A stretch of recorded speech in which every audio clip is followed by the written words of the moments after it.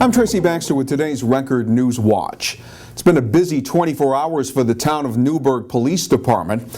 In case number 1, a town resident faces a host of sex crime charges for incidents that involved a young girl. A 28-year-old Porfirio Bautista is accused of committing a series of sexual acts against a girl under the age of 13. The crimes reportedly occurred over a 3-year period. Bautista is charged with predatory sexual assault, as well as 5 counts of sexual abuse and forcible touching. He was sent to Orange County Jail following his arraignment. Police say additional charges may be filed. In case number 2, 4 town of Newburgh men were charged with first-degree robbery and grand larceny for the knife-point robbery of 2 18-year-old boys in the parking lot of a local business early yesterday afternoon. 24-year-old Tyrell Richards, 23-year-old Divine Richards, 18-year-old Darius Serrano, and 20-year-old Rayshawn Edwards were spotted running into a house at number 16 Stero Drive. Police made the arrest after surrounding the residence. Investigators say they found crime evidence inside the house, as well as stolen property, including cash and an iPod. All 4 are in Orange County Jail on $100,000 bail. If the weather stays this nice, the folks at the Orange County Fairgrounds in Middletown will be in business. Today, last-minute preparations were being made in anticipation of tomorrow's opening of the 171st edition of the fair. But there's a major difference with this year's fair, and it's all about the schedule. We're trying something that's been kind of popular on the West Coast, and we're basically open the same amount of days, but with that, we're open for 3 weekends, and we've shortened the hours up a little bit during the weekdays. It's real tough to get people to come out on a Tuesday at 2 o'clock in the afternoon. Everybody's working and busy, so we're going to open a little bit later, and by doing that, it saved us some hours during the week, and we're going to close down on Mondays and Tuesdays. The Orange County Fair drew about 150,000 visitors last July, and Gerda hopes to top that if Mother Nature plays along. It obviously is very weather-driven, and if we have some weather like today, it'll be fantastic. It's beautiful out here right now, and hopefully it stays that way. And if we're going to get rain, we're looking forward to getting it on Mondays and Tuesdays when we're not open. The Orange County Fair opens tomorrow, Friday, at 4 p.m. and runs through Sunday, July 31st. Wednesdays, Thursdays, and Fridays, gates will open at 4, 11:30 a.m. on the weekends. He admitted to causing the death of one of his passengers, and today in Orange County Court, 19-year-old Cameron Engels was sentenced for his guilty plea to the charge of criminally negligent homicide.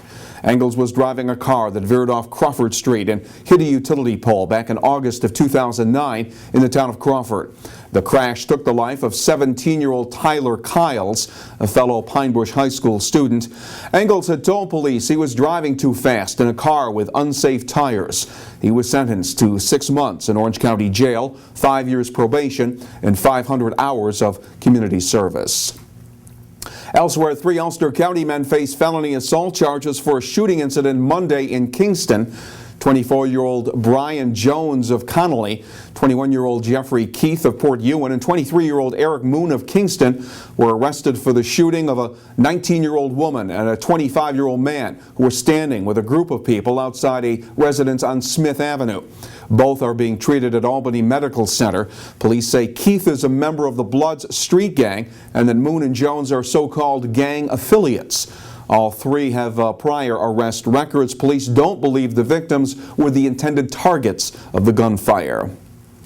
And building officials in the village of Chester were working to determine the structural integrity of a section of the Whispering Hills condominium complex. This after a car rammed into one of the condo units yesterday afternoon. Okay. Well, basically, a woman was backing up and had lost control of the car. We're not sure if it was a medical condition or mechanical issue. We don't think it's a mechanical issue.